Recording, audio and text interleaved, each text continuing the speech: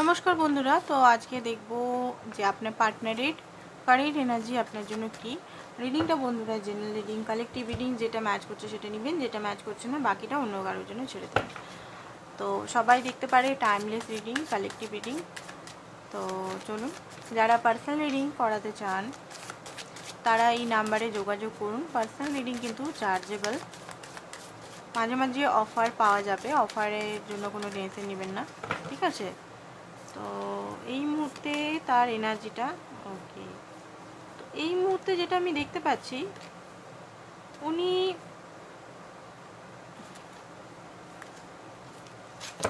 Main কার্ডে হচ্ছে heart broken সিচুয়েশনে আছেন কোনো কারণে। উনি দূর থেকে আপনাকে না দেখছেন, উনি আপনাকে দূর থেকে খুব বেশি লক্ষ্য করছেন। এই মুহূর্তে হতে পারে আপনাদের মধ্যে নো কন্ট্যাক্ট সিচুয়েশন, ঠিক আছে, নো কন্ট্যাক্ট সিচুয়েশন আছে।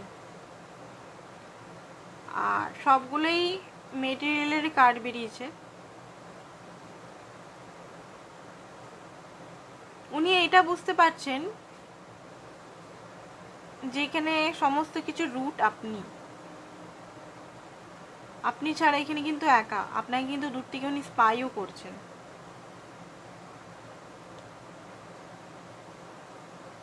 অ্যান্ড স্টেবিলিটির কথা বা লং টার্মের কথা বা আপনাকে নিয়ে নিউ বিগিনিং করার কথা উনি ভাবছেন। কেন? কারণ উনি এই মুহূর্তে একা আছেন, উনি এই মুহূর্তে সাফার করছেন। উনি সেটা দেখাচ্ছেন না হয়তো কাউকে, উনি দেখাচ্ছেন যে উনি খুব খুশি আছেন, বন্ধুদের সঙ্গে মনে হয় কোথাও ঘুরতে গেছেন হতে পারে, বা ফটো দিচ্ছেন বা এক্সপ্লোর করছেন চারিদিকে, সেটা উনি করছেন বাইরে থেকে, বাট ভিতর থেকে উনি কিন্তু এই যে এখানে এই এনার্জিতে আছেন। টাইমিং, কোল্ডনেস, হার্ট ব্রোকেন, ঠিক আছে। তো আপনার জন্য কি এনার্জি দেখে নিই ট্যারো কার্ড থেকে, আপনার জন্য এক্স্যাক্ট কি এনার্জি বেরায়।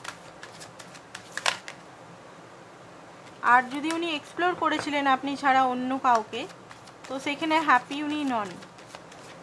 থার্ড পার্টি সিচুয়েশনে কাছে যদি গেছিলেন, অ্যাট্রাকশন বা ফিজিক্যাল অ্যাট্রাক্টেড হয়ে, ঠিক আছে, আপনাকে ছেড়ে ফিজিক্যাল অ্যাট্রাক্ট হয়ে যদি উনি কারো কাছে গেছিলেন, বাট সেখানে উনি খুশিতে নেই, সেখানে উনি একা হয়ে গেছেন। Ace of pentacles, temperance, okay, four of swords, একটা হিলিং এনার্জির মধ্যে উনি যাচ্ছেন। জাজমেন্ট, রিয়েলাইজেশন হচ্ছে ওনার মেন জিনিস, আমি দেখতে পাচ্ছি ওনার রিয়েলাইজেশন হচ্ছে।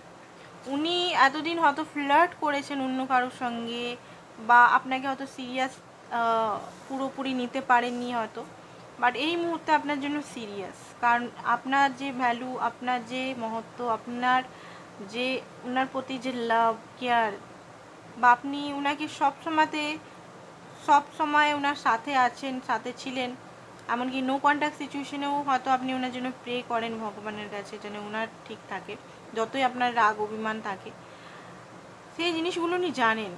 আর উনি কি করেছেন ওনার যে অতীতে, যে আপনারই সঙ্গে যে অতীতে প্লেফুল এনার্জিতে থাকা, বা জাগেল করা, বা আপনাকে চুজ না করা, ঠিক আছে, আপনাকে প্রচণ্ডভাবে কষ্ট দেওয়া, সেগুলোই না উনি কার্মা ব্যাক পাচ্ছেন।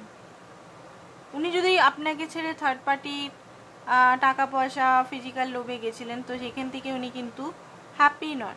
যেখানে ভেবেছিলেন উনি হ্যাপি থাকবেন, খুব বেশি নিজের লাইফে হ্যাপিনেস ক্রিয়েট করে নিজের লাইফটাকে অন্যভাবে করবেন, বাট সেখানে হ্যাপি নন, ঠিক আছে। কোথাও না কোথাও ওনাকে সবাই ছেড়ে পালিয়েছে।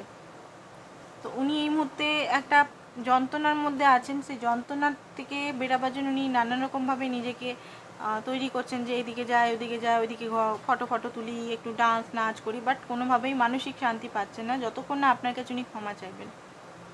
অ্যান্ড উনি প্রস্তুতি নিচ্ছেন সেটাই। অ্যান্ড ক্ষমার সঙ্গে হতে পারে আপনাকে রিয়েলাইজেশন হচ্ছে অনেক কিছু জিনিস ওনার চোখে বাঁধা ছিল। আপনার যে গুণগুলো, আপনার যে ওনার মনে হতো আপনি কন্ট্রোল করছেন ওনাকে, ওনার মনে হতো আপনি ওনাকে বেঁধে রাখতে চান, ঠিক আছে। উনি মনে করতেন আপনি খুব রাগী, খুব ইগোয়েস্টিক, সবসময় রেগে যাচ্ছেন, সবসময় ওনাকে কোথাও যেতে দিচ্ছেন না, বা ওনাকে বাধা দিচ্ছেন, এটা করো না ওটা করো না, বা এর সঙ্গে মিশো না, ওনার সঙ্গে মিশো না, এই জিনিসটা ওনার মনে হতো।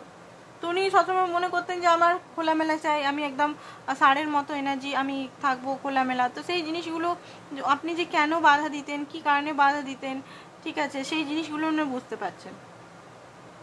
অ্যান্ড যদি কোথাও গেছে এখন বন্ধুদের সঙ্গে বা একাই বা কোথাও যদি নাও গেছে, উনি বুঝতে পারছেন ভ্যালু আপনার অ্যান্ড ওয়ার্ল্ড, যে দূরত্বটা হয়ে গেছে আপনাদের মধ্যে মানসিকভাবে বা একটা এমনি, সেই দূরত্বটা উনি কমাবার চেষ্টা করবেন।